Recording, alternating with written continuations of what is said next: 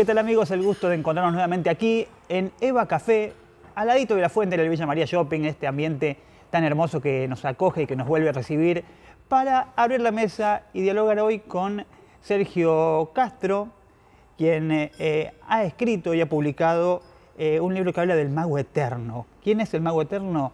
Rogelio Paco Tavecchio. Creo que lo estoy diciendo bien, en todo caso él me corregirá. Se trata de una de las glorias que tiene el turf, una actividad que aglutina a mucha gente, que tiene a muchos conectados de manera directa o indirecta, ¿no? Porque estaba aquel que iba a ver los caballos, aquel burlero, pero también la familia que se reunía a la vera del hipódromo con actividades que se realizaban y que les disfrutaban. Pero yo no quiero hablar de esto porque no soy la persona autorizada para hacerlo. Tenemos a Sergio con nosotros, que Sergio, te agradezco el tiempo y la visita. ¿Cómo estás? Bueno, ¿cómo te va? No, un placer enorme. Dijiste bien. ¿Dije bien? Dijiste bien. Rogelio Pedro Tavecchio, y le decíamos Paco. Bien. Entonces por eso el título del libro hacíamos honor a decirle Don Paco. Y el mago eterno, sí, porque ha sido una gloria realmente del turf, muy importante en la época que le tocó a él desarrollar su actividad, ¿no? Estamos hablando de qué época. Y claro, él vino acá a finales de los años 40. El hipódromo de Villa María se inauguró en el 42. Bien. Y él empezó su actividad a finales de los 40. Bien. O sea que tuvo una actividad, ponele, entre el año 50 y 84, que es cuando fallece trágicamente en un accidente.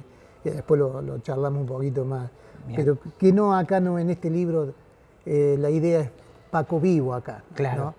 Y así que tiene 30 años de actividad, con los últimos 20, te diría, los últimos 20, a partir de mediados de los 60, sí, hasta que se va en el 84, convertido realmente en un Maradona del turf, sin ninguna duda, un Maradona, un Messi, sin ninguna duda. Hay gente de otras provincias, de otros puntos tan lejanos que justamente lo referencian a él. No es en Villa María este reconocimiento, ¿no? No. Cuando decimos el mejor creador de Villa María, con todo el respeto a Villa María, sí, y de lo que significó para él, no, lo excede.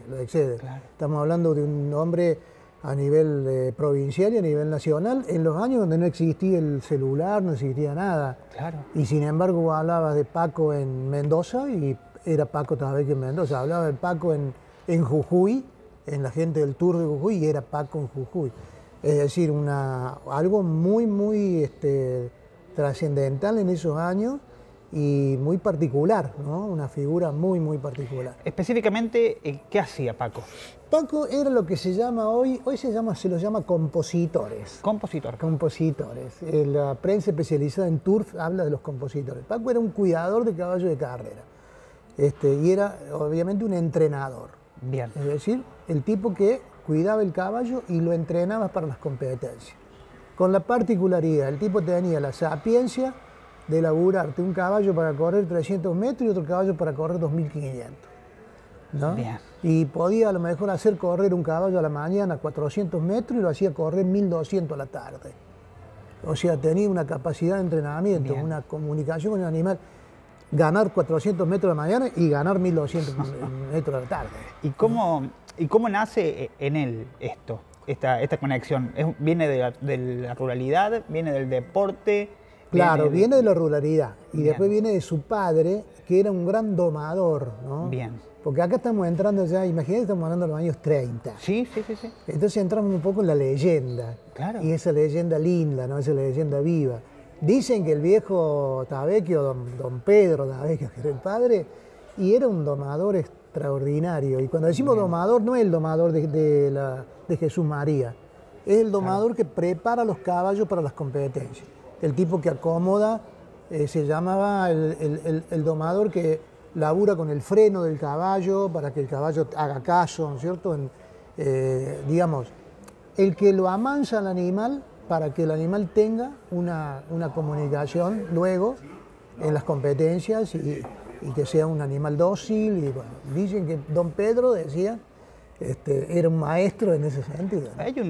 Hay toda una historia o una mitología, vos sos justamente especialista en historia, alrededor de esta figura de la persona y su conexión con el caballo, que se amansa o se doma, pero no por medio de la violencia, No, sino no, que no, claro. era por medio de la caricia. Nada que ver a lo que uno ve, claro, lo que uno ve, por ejemplo, que Jesús María, que eso es un show, eso es un espectáculo, ¿no es cierto? En este caso no. El caballo está tratado realmente, está tratado como con un respeto enorme. Lo mismo se hace en el turf, digamos, en la industria del turf el caballo es uno de los privilegiados Claro. digamos, se lo cuida como cuida a un jugador de fútbol, Claro. ¿no es cierto? Y lentamente ha ido evolucionando también, porque esto es una actividad que empieza a finales del siglo XIX, ¿no es cierto? Con el viejo Carlos Pellegrini, el presidente Pellegrini, que era fanático del Claro. caballo, que es el que instaura la actividad profesional en Argentina. Y también fue evolucionando, obviamente que los ambientalistas del turf, de los caballos, en su momento también, digamos, tuvieron sus críticas hacia la actividad, Claro. ¿no es cierto? Porque, bueno, inicialmente el caballo, bueno, a lo mejor no se lo cuidaba como se lo que empezó a cuidar a partir de la profesionalización, ¿no? Hablamos de la intervención ya de veterinarios, Claro, de médicos. claro, antes el caballo se lo cuidaba en el campo y se lo cuidaba muy a ojos, amateur, digamos. Claro. Lentamente, ¿no? Estos caballos comienzan a ser cuidados específicamente, en boxes específicos, ¿viste? En lugares específicos. Y bueno, eso lo profesionaliza mucho la actividad. Vos me dijiste que Paco llega Gracias. a Villa María. ¿De dónde llega? Y Paco llega de Santa Eufemia a La Carlota, esa es la zona de Paco, Bien. ¿no? Donde hay algunos tabequios por ahí, ya hay una hermana todavía viva, muy grande, muy casi de 100 años. Bien. Muchas gracias. Es lo último, gracias, y es lo último que queda, ¿no? de Bien. Paco. Y Paco se forma con todo esto de los caballos cuando se va al servicio militar, Ajá. que lo llevan a las caballerizas de San Isidro, donde tenían los militares y los caballos, y aprende a cuidar los caballos de salto. Viste que el caballo de salto se usaba mucho, los militares hacían muchos certámenes, y ahí medio como que lo forman a Paco, ¿no? Bien. En el cuidado del caballo, más lo que él sabía ya de su padre, digamos, todo el trabajo en el campo. Hay mucha intuición también acá, ¿viste? El tipo te veía un caballo y te decía, che, ese caballo me parece que está anémico. Bien. Y vos decías, y le hacían el análisis y estaba anémico, ¿viste? Entonces, bueno, son cosas muy particulares que empiezan, digamos, son poca gente la que puede tener esa facultad, ¿no? Hay una cuestión interesante que vos en el libro desarrollás, que tiene que ver con que lo que uno ve cuando va a un premio, al hipódromo, que es justamente al jockey, no sé si lo estoy diciendo bien, y al animal, Sí. en realidad tiene una trastienda o una génesis mucho más grande, porque hay una red enorme de actores que se funden ahí. O sea, detrás de un animal o de todo un evento hay mucha gente trabajando, ¿no? Y Paco era tal vez una de las piezas claves en ese sistema. Detrás de un caballo hay 10 personas trabajando. 10 personas. Sí, detrás de un caballo hay 10 personas. Entonces vos, por ejemplo, acá en Villa María ahora han quedado muy pocos caballos. Me decía, yo el otro día estaba hablando con el doctor Reale, que fue uno de los grandes patrones, llamémosle, de Paco, porque la palabra Sí. patrón acá tiene otro significado, ¿viste? Sí, No, sí, sí, sí. Es menos ideológico. Bien. El patrón es el dueño del caballo, Bien. ¿viste? Y Ahí es un punto necesario en esta... Es decir, Bien. alrededor del caballo, me decía el Canco el otro día, dice, hay 100 caballos nomás. O sea, la actividad se ha venido un poquito a pique, y bueno, es una actividad que en su momento hubo el doble, Bien. ¿cierto? En la época de Paco había el doble. Y bueno, es una industria, y hay muchas familias que viven de esta industria. Yo soy producto de esta industria. ¿Cómo sería eso? Y porque yo me crié yo me crié en el estudio de Paco. Claro. Y mi comida, y mi ropita, y mis posibilidades de estudiar, y todo ese tipo de cosas salieron de las patas de los caballos. ¿Sale de ahí? Yo vengo de ahí, Mira. ¿no? Orgullosamente vengo de ahí. porque a mí Paco fue para mí, fue mi abuelo, pero yo me crié con él. Entonces, lo único que el tipo, viste, en su humildad de campo, él no sabía que me decía, vos tenés que estudiar. Bien. Dice, vos tenés que estudiar. Dice, vos no te metas de lleno en esto, porque imagínate que esto es una cosa apasionante. Claro. Yo laburé con él, se puede decir entre comillas, porque yo iba a ayudarle. Cuando terminé el secundario, allá en el año 78, terminé en la escuela de Belgrano, yo en el Manuel Belgrano, y tuve 2 años sin estudiar. Entonces yo empecé a estudiar profesorado de historia en el Mercante recién en el 80. Y entre el 78 y el 80 empecé a viajar con él. Claro.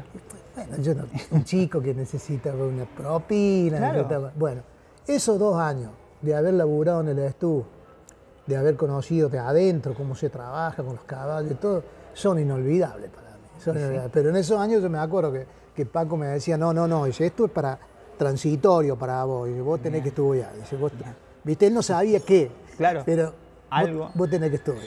¿Y en qué momento vos, con el paso de los años, te diste cuenta que la historia de Paco merecía un libro?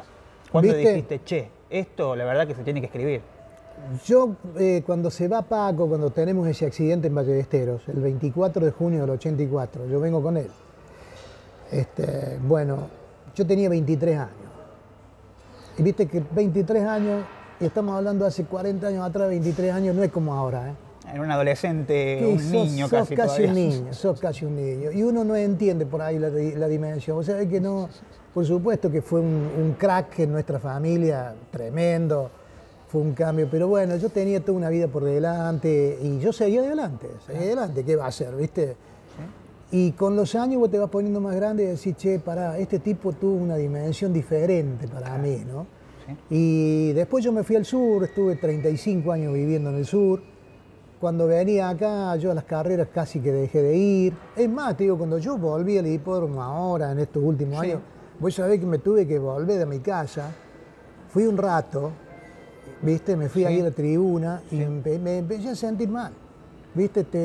Es una cosa que... Pero el ambiente o las imágenes asociadas... Claro, ¿viste? O el olor mismo que tiene... Emocionalmente. Claro. ¿Viste? Fue un proceso, ¿viste? Para mí. Y cuando yo estaba afuera, ¿viste? Decía, pucha, yo le quiero hacer a Paco, no sé, un monolito, ponerle una placa en el hipódromo.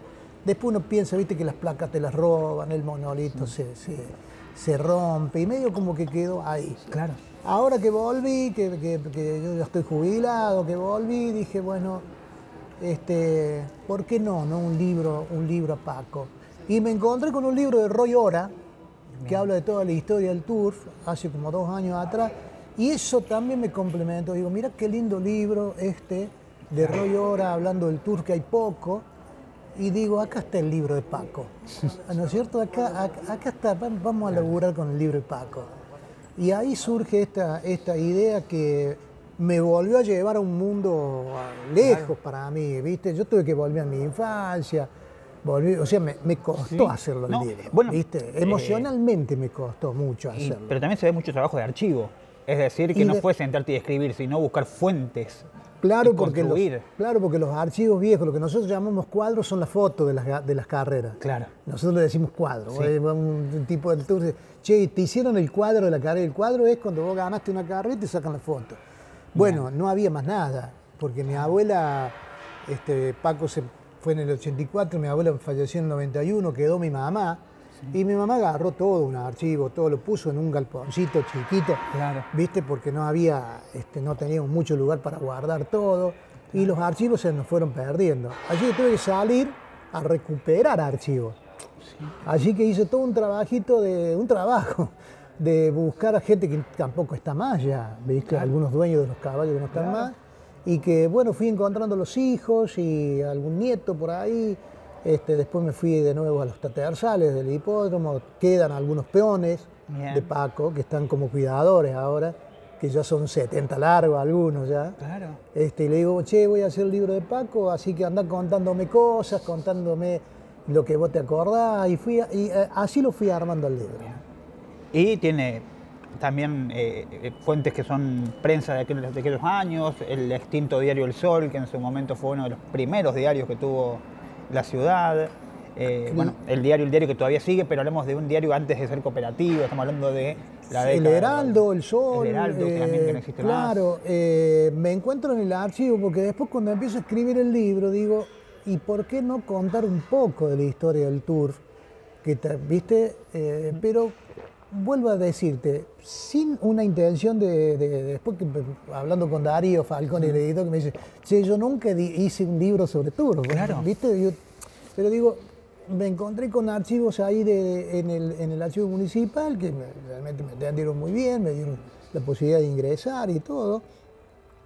Y tomé algunas cosas del Dino Calvo, que Dino hizo unos trabajitos sobre cómo empezó acá las carreras de caballo que se hacían en el Boulevard de España. Tomé algo de Roy Ora también, lo tomé, está en el libro, ¿no es cierto?, sobre la historia del Tour. Y así fui armando un poco para, a través de Paco, contar un poco este mundo tan particular que la gente de afuera lo mira y dice, nunca fui al hipódromo, nunca me puse en contacto con esto, ¿no? Y también imagino en ese camino el momento de todo escritor cuando tiene todo el borrador a punto de corregirse y decir, che, ¿dónde me metí? Ah, no, eso. Ese fue. Y sí, porque empiezan a salir voces de todos lados, gente de todos lados. Claro, por el tema mayor que me costó mucho es sincronizar un poco, ¿no es cierto?, toda la información. Que ahí sí me ayudó el profesorado, ahí me ayudaron las clases de historia, que uno decía, che, bueno, no podés enseñar el año 30 y después saltar al 90, ¿viste? Claro. Por lo menos como yo fui formado. Claro, sí. Así que bueno, sincronizar, cronologizar sería, ¿no? Sí. Eso es lo que me costó un poquito. No hay tampoco tanto material. Acá hubo una época, por ejemplo, el diario Tercero Abajo tenía prohibido ir al hipódromo a hacer coberturas del Tour. No sabía. Porque en esos años, en los años 40 y en los años 50, ¿no es cierto?, todo lo que era carrera de caballo acá estaba ligado al juego, al alcohol, al mal ambiente, y hay muy particular, hay unas notas ahí que son realmente graciosas, están en el libro, se pueden leer, donde explica cómo es la gente que frecuenta estos lugares, ¿viste? Y dice, acá el juego en Villa María está haciendo estragos, decía el diario, y nosotros como editorial, decía el diario, no vamos a permitir hacer ningún tipo de prensa sobre este tipo de actividad, etcétera, etcétera. O sea, era mirado en su momento, ¿viste? Como diciendo, che, estos chupandines que se juntan a correr carrera de caballos y, ¿viste? Con una prensa, siempre hay que contextualizar. Sí, estamos hablando de una generación que miraba a Europa más que al interior propio, ¿no? Sí, otra cosa, otro pensamiento, ¿no es cierto? Y hay que entenderlo así. No podemos poner de acá diciendo, uy, estos tipos, no, ese era el contexto histórico. Claro, esa es la cuestión del contexto. Y hablamos de la eternidad o de la cuestión de que su nombre quede inscrito para la posteridad, y hay muchos laureles y muchos grandes ganadores que sin duda lo tuvieron a Paco en sus filas, ¿no? Porque cuando hablamos de premios, de grandes caballos, si tenés algunos así que vos digas, che, estos son... el hecho que haya un cuidador que sea tan hábil para preparar caballos para la competencia, hace que haya jockeys que ganan con esos caballos. Claro. Entonces en esos años, uno de los primeros jockeys de los años 60, que ya no está más y que fue difícil conseguir los archivos, una vez hablé con un medio hermano, se llamó José Ríos. Bien. Mario Ríos. Fue el primer jockey que comenzó a ganar con Paco allá por los años 60, comenzó a ganar clásicos. Bien. Viste carreras importantes en Río Cuarto, en Córdoba. Había un animal muy ganador en aquellos años que se llamaba Calingasta. Bien. ¿No? Y estamos hablando de caballos que ganaban treintena de carreras, ¿no es cierto? Después hay otro jockey también que se fue muy joven, falleció muy joven, que se llamó Omar Irusta, que era otro de los jockeys famosos que se hizo, digamos, ayudado también, digamos, esas duplas que se arman, claro. ¿no es cierto? Cuidador, jockey. Sí. Como hay ahora, ¿eh? Ahora es lo mismo. Sí.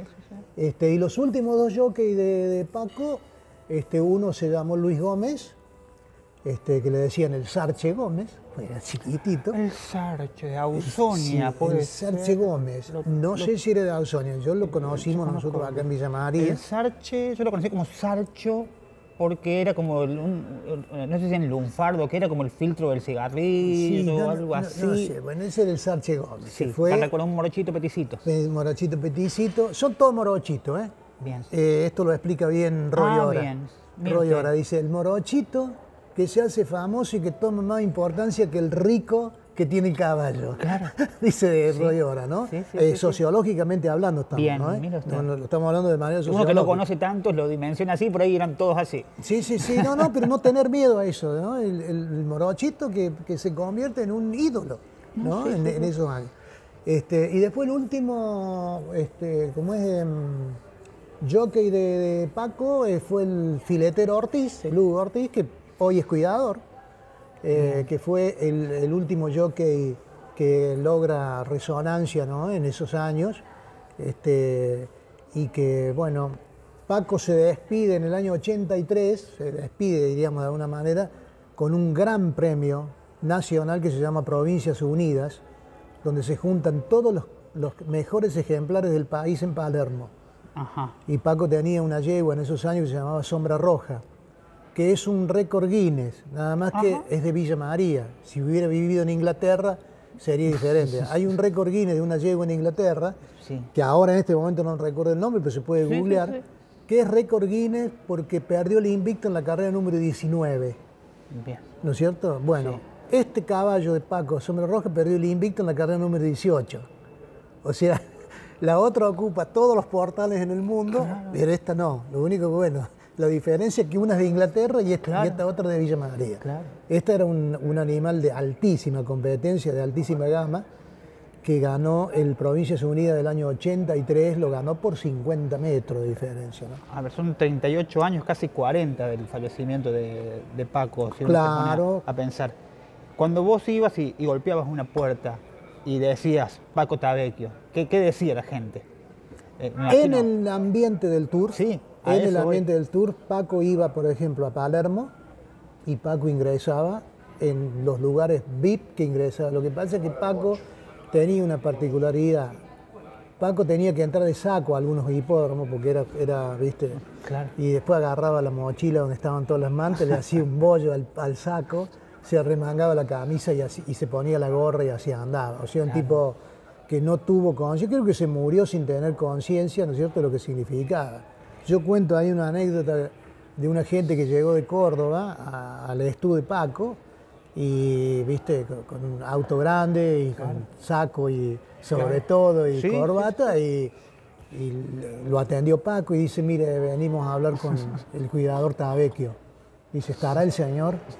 Y Paco se sacó la boina y dice, con él está hablando. Claro. ¿Viste? O sea, la imagen, ¿no Pero- es cierto?, que se tenía de afuera era que lo mejor era un tipo, y sin embargo no, ¿viste? Era un hombre absolutamente común y corriente, sí que no tenía dimensión de lo que él significaba Claro. para esta actividad. Algo tan común como respirar, tal vez. Entonces, Sí, absolutamente. No, tomar dimensión y tal vez el hecho de, ahora pienso yo, y por ahí esto va por cuenta mía, el hecho de no creerse algo lo ha llevado a perfeccionarse más, porque cuando uno piensa que aprendió todo, ya dejó de aprender, ¿Viste? ¿no? Y Sí. entonces, Es probable que haya pensado así, sin pensarlo en forma, ¿viste?, racional, digamos, ¿no? De Claro. alguna manera. pero poder, en aquel momento, a ver, hay muchas cosas que hoy están a nivel tecnológico en el turf que en aquel momento no estaban. No, claro. hay por muchos supuesto. estudios que hoy están y no estaban. Claro, claro. Y eso creo que giganta más la leyenda y la mística, ¿no? Claro, hay toda una leyenda, hay toda una mística de muchas cosas que él hacía, que, qué sé yo, por ejemplo, me encuentro con gente que me dice, dice, un día le llevé un caballo con bicheras, las bicheras son, viste, en los vasos, Bien. se arman toda una cuestión jodida, Sí. y dice, tráemelo, dice que lo vamos a llevar al río. Claro. En vez de, ¿entendés? Lo llevó al río, lo llevaron, no sé, si 15, 20 días al río y el caballo se curó. Bueno, pero también ahí hay No. algo, ¿no? Del saber ancestral Sí, relacionado sí, con la tierra adentro, Sí, ¿no? sí, El claro. hecho de cuando uno ahora habla de cosas que no tienen nada que ver con esto, pero vos decís, che, curarte, se te salió un nervio y vas a una abuela que pone unos maíces en una olla, hace unas cruces, se levantan y creo que... Y funciona, es creer o reventar, ¿no? Sí, y funciona. Y eso tiene que ver con un saber ancestral que se fue perdiendo hoy, porque ya no está ese contacto con la tierra, ya no está ese contacto directo. Incluso si vos me preguntás a mí, 36 años, que te apunte dónde queda el norte en este momento, tal vez no lo sé. Y esa gente de aquel momento sí sabía. Tomás el celular y lo sabes. Claro. Y hace 36 años atrás, cuando vos naciste, no se podía tomar el celular. Claro. Había que buscarle la vuelta para ver por dónde salía el sol y buscarle la vuelta. Y esta gente trabajaba de esa manera. ¿Y cómo sería hoy? ¿Te imaginás la comparativa de traerlo hoy con toda la tecnología que hay hoy? Hoy, Paco, no sé. No, pero Paco, no sé si se llevaría tan bien. ¿No le gustaría? No, yo creo que sufriría mucho con esto, ¿viste? Porque, por ejemplo, iban los veterinarios al estudio, ¿viste? Y él, a lo mejor jodiendo, ¿viste? Y vos, bueno, dice, no sabe nada, o... ¿qué sabe usted? Le decía al veterinario, ¿viste? Claro. Yo creo que no se llevaría bien, él seguiría con su escuelita, seguramente, y bueno, no sé cómo, sería un mundo totalmente diferente para él, ¿no? Diferente. Es más, murió recién cuando él, por ejemplo, las carreras televisadas, claro, recién empezaron a comienzos de los 80, así que él casi que él no vio nunca una carrera del televisa. Creo que alcanzó a ver la de Sombra Roja en el 83, porque Palermo ya televisaba en el 83. Claro. Pero estamos hablando de la importancia del photo finish en aquel momento. Claro, en eso sí, todo era por foto, claro, todo era por diario, ¿no es cierto? Sí. Sí había un sistema, está el sistema de Photoshop que le llaman en el hipódromo, ¿no es cierto? Para cuando los caballos llegan al disco, ¿viste? Para determinar, eso sí ya existía, pero bueno, él nació en la época que los caballos largaban en los clásicos cajones, ¿viste? Con una cinta allí, claro, se armaban cada trifulca ahí, porque imagínate que se ponían a cada caballo al lado y bueno... ¿Eso es la gatera? No, las gateras son posteriores. ¿Las gateras son posteriores? Claro, bien, antes eran los cajones que se llamaban. Bien. El caballo ingresaba para atrás así, con cajoncitos, claro, sí. Le ponían una cinta de delante y un tipo tiraba un tiro, sí, y pum, y soltaban la cinta y así. O sea que él es de esa época, ¿no? Las gateras acá en Villa María vinieron en el 74, 75, ¿no? Recién. Sergio, hay un montón de cosas que me gustaría también hablar y que, a ver, el libro de Paco tal vez es una excusa, pero en otra oportunidad me gustaría hablar de lo que tiene que ver con la Patagonia y las leyendas que has ido recolectando. Hay una figura como la de Osvaldo Bayer, que también hoy sigue estando presente. Quiero que me cuentes medio por arriba, porque me gusta el tema de leyendas, me gusta el tema de esas cosas. Sé que tal vez esto no estaba pensado, pero yo pienso que me tires algunos nombres, algunos datitos de leyendas y si son tan diferentes o no respecto a las cordobesas que vos conozcas. Porque estaba pensando el otro día, hay leyendas urbanas que son de aparecidos, de fantasmales, y hay otras leyendas de por qué el pájaro carpintero es de determinada manera, ¿no? Y el otro día nos habíamos juntado personas de 5 provincias distintas y todos nos queríamos hacer dueños de la misma leyenda. Porque no, pero pasó en mi provincia, no, eso no pasó en la mía.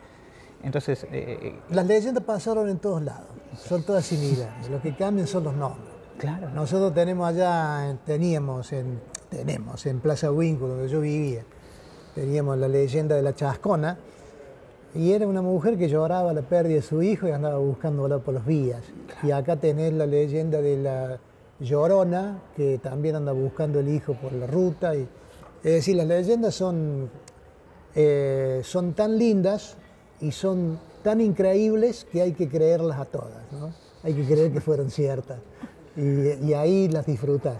Claro. Yo hice un trabajo sobre mitos y leyendas de Neuquén, lo hice con intención didáctica para llevarlo a las escuelas.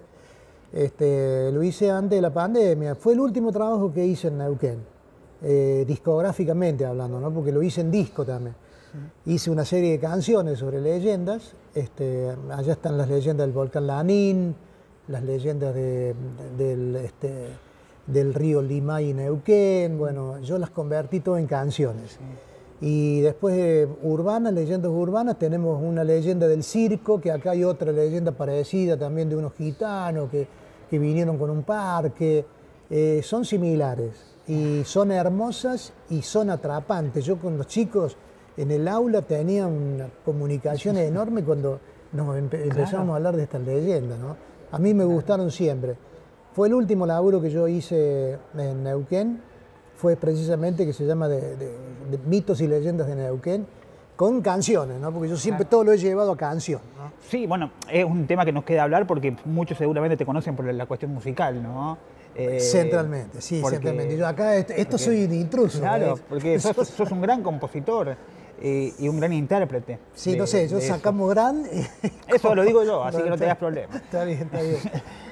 Y son temas que nos quedan pendientes, Osvaldo Vado, las leyendas y la música, creo que son temas que nos quedan pendientes, pero creo que hoy mucha gente recuerda a Paco o lo está descubriendo. Sí. Y entiende por qué también hoy Villa María es una de las grandes plazas en donde se agolpa tanta gente, porque a veces uno que no conoce pasa por Ruta 158, mira a la derecha y no entiende por qué hay una marea humana.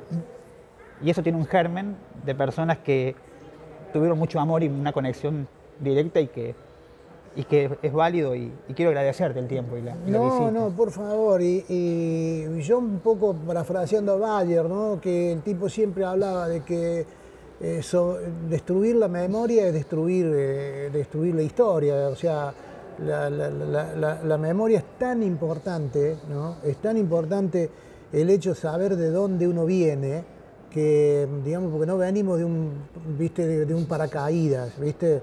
Por más joven que se sea y por más, venís armado de una historia anterior. Y es tan importante conocer esa historia anterior porque es la que a vos te va a ayudar para seguir para adelante. No es para que vos vuelvas para atrás, ¿no es cierto? Porque uno vuelve para rememorar, para revalorizar, para visibilizar. Pero no significa eso de que vos tengas que vivir como en el pasado. Vos tenés que vivir con tu celular, tenés que vivir en tu época, ¿no es cierto? Sí. Pero sin olvidar, ¿no es cierto?, que somos producto de todo lo que ha ocurrido antes. Sin duda, ¿no? Sin ninguna duda. Uno imagina un tamiz en donde la historia va pasando y algunas cosas van quedando y justamente no es azaroso que de eso, como no es azaroso que ahí aparezca un libro de Paco. Eso lo digo yo, porque pasan muchos sucesos, pero algunos quedan fijados de una manera o de otra. Bueno. Y no es azaroso. Sergio, muchas gracias. Gracias a ustedes, chicos, y bueno, a tu disposición, cuando quieras. Sergio Castro con nosotros, que presentó el Mago Eterno, Rogelio Paco Tavecchio, un lazo de sangre que también tiene historias para Villa María, para toda la región. Y nosotros queremos agradecerte el tiempo por estar con nosotros. Este programa y otros los podés volver a ver a través de las redes sociales de Canal 20. Desde aquí, desde el Villa María Shopping, nos encontramos la próxima semana. Chau, chau.